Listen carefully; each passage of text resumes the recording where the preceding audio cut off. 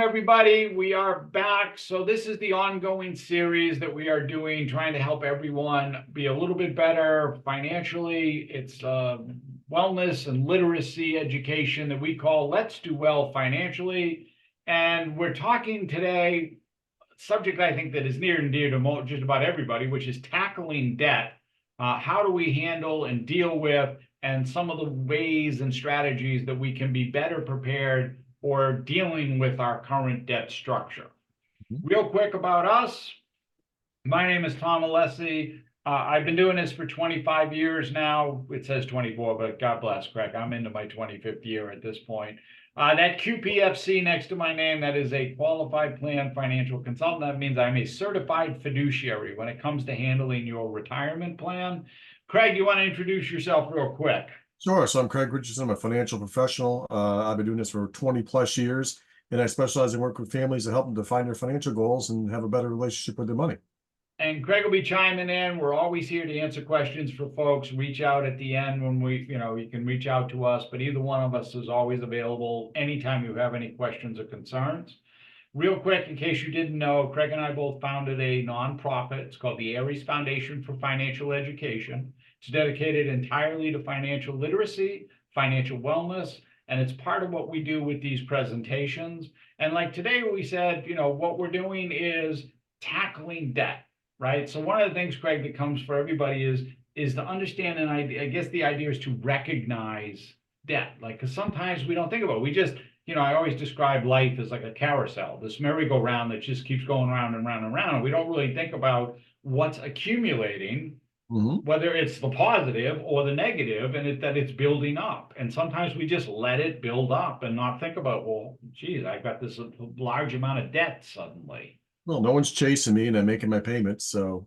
And I'm just going along. The carousel is just running smoothly here, but I'm suddenly stepping back or trying to get the ride to slow down or step off it and realizing, wait, I've got this large number now. How am I really going to be dealing with this? Right. And we'll talk about the costs in a second, but one of the biggest costs is that it stops us from doing the things that we want to do, i.e. save for stuff, whether that's in the short term, upgrading our vehicle, buying a house, to long term, which is, retiring or sending the kid to college.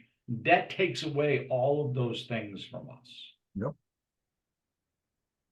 And then lastly will be the ways to take control. How can you reduce if you've got outstanding debt? I know a lot on the call probably have, some form of student loan debt, but what are the ways that you can get a handle on that and deal with it? So recognizing debt, right? This is where it's a financial stress, right? That's where that comes in, Craig. This whole idea of financial stress, like I'm not able to pay the bills that I have to pay. If you had followed us on Saving versus Spending, we talked about everybody has must-pay expenses. Well, when my debt is taking away from my ability to actually pay those must-pay expenses, that's where the red flag goes up. The alarm bells are going off. Yeah, you start doing the juggling act. Which one has to get paid and which one can I push off? Yep. Right. We've got multiple credit cards. We've got multiple places that I owe balances on, and I'm doing this whole shell game like you just described. Like I'm trying to get stuff done, and it's I'm going here, I'm going there, or I'm only paying the minimum on all of these, which really becomes problematic. Right. And then there's no money in again, if you haven't seen Saving versus Spending, go back to it. We talk about the emergency savings account. That's something that needs to get filled for everybody. That's got to be bucket number one, and it's got to get filled, because stuff is going to happen. Even after I pay off my debts. Now, yay, I'm free and clear, and guess what? The car broke down. If I don't have any money to pay for it, I'm going back in debt. Yep. So the cost.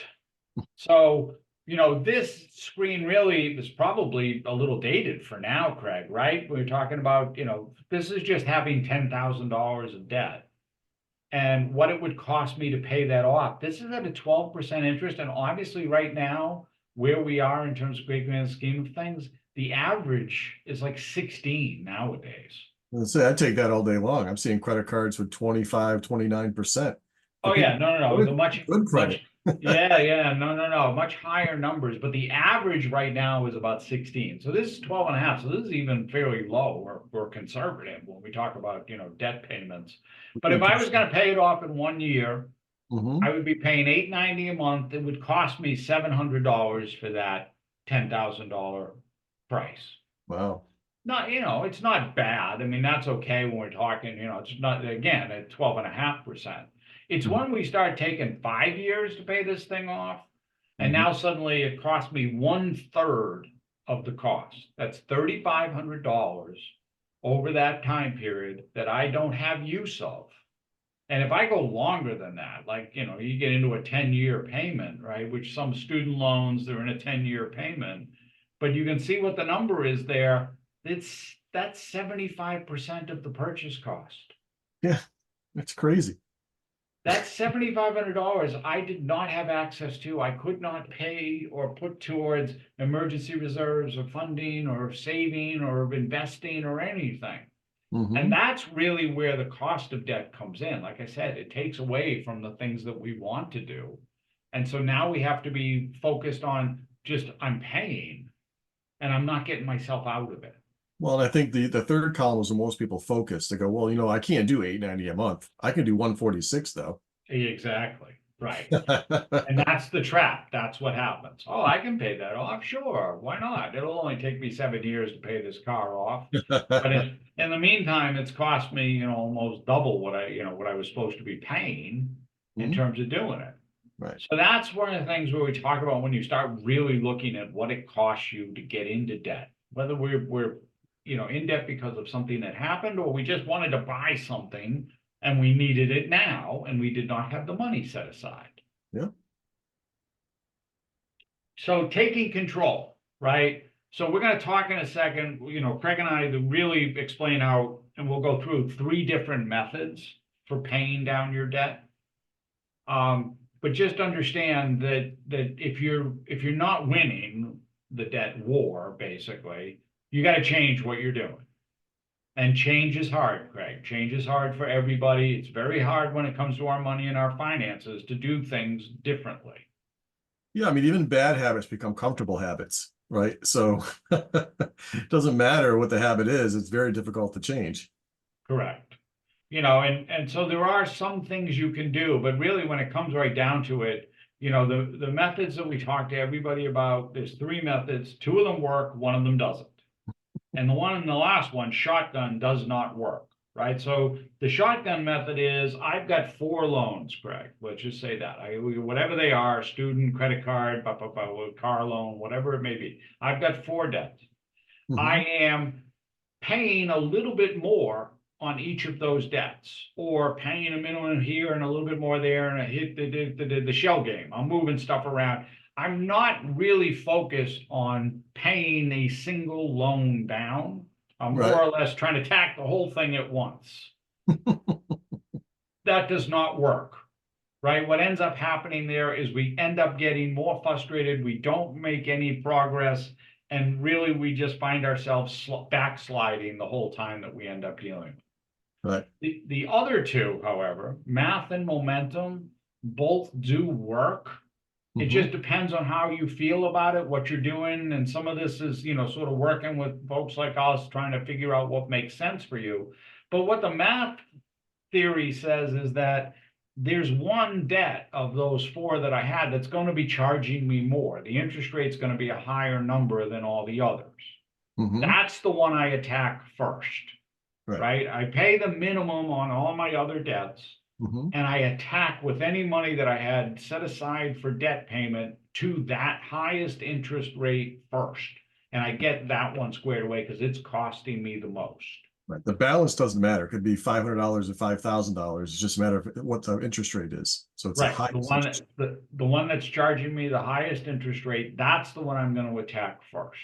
Hmm. Now, that works. There's plenty of people out there. You can Google this stuff all day. You get all the financial entertainers out there will tell you this is probably, how they would ascribe and tell you to do it. Hmm. For Craig and I, however, we use what we call the momentum method. It's also been out there as the snowball method. And really for us, this is more about building up to do it And the idea here is I don't care what the interest rate is. I'm going to take the smallest balance. That smallest balance, I'm going to direct all the extra funding to that one loan. Mhm. I'm going to pay the minimum on my others, and I'm going to get that one loan off the books. Yep. Because what that does is it's a psychological trigger. It makes us feel good. We feel like we made progress. I cleared something off the deck. Now I can move on to the next one. And all I do is take all of that payment and add it to the payment I was sending to the next highest balance and Mhm. get that one cleared off and so on. Yep. This Yep. one is psychologically built up. You do feel that moment. That's what we call it, momentum. Why you feel that momentum, that movement happening, realizing I'm in control. I'm taking back control of the debt when I was so overwhelmed and it was just all over the place. Yep. That works. Math works as well. We're not going to disparage it. It works, but sometimes, like Craig said, that balance might be the largest balance as well. And then it's hard. You're swinging away and swinging away and swinging away. And you're like, wait, all my other debts are still there and this one's still here.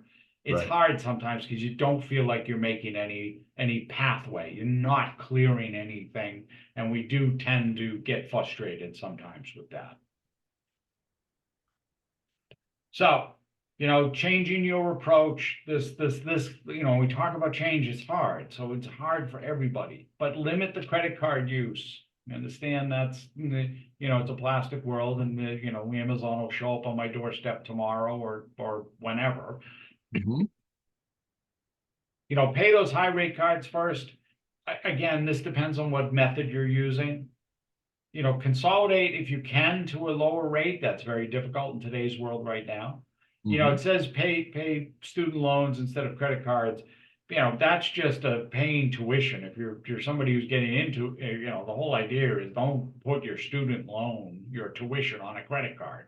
Take out a loan instead. You're going to get a lower rate than you will with a credit card. So that's just one of those don't ever do that type of thing. That should Mhm. be like, what is that game? That Operation, like when the little Yeah, buzzer. you hit the sides. Yeah, if you try to do that, there should be a like your credit card should like zap you. Like, don't do that. Okay, that's one of those things. But look at anybody, if you have concerns, if you have questions, if you've got little idea, like I've got data, I'm not really sure how to handle it. I'm not sure the best way to take this on. That's why we're here. It's part of what we do. It's part of what we make ourselves available to all of your, every employee in the organization. There's no cost for it. It's part of us being here with the retirement plan. That's what we're here for. You can stop the recording, just take out your phone, open up the QR code, and that's going to set up a time for us to have a conversation. That link on the bottom of the screen, that's going to do the same thing. It's going to open up the calendar. We're here to have a conversation. Really, Craig, anytime anybody's got any concerns. Yeah, absolutely. That's why they're here as your consultants. So you don't often get a free consultant. Correct. And now, if you ever want to have questions or take a look at what the foundation does, you can find us on the web. It's aresfoundation.org. You can always email us. It's info@aresfoundation.org. You should have our other email, our regular contact information and phone numbers.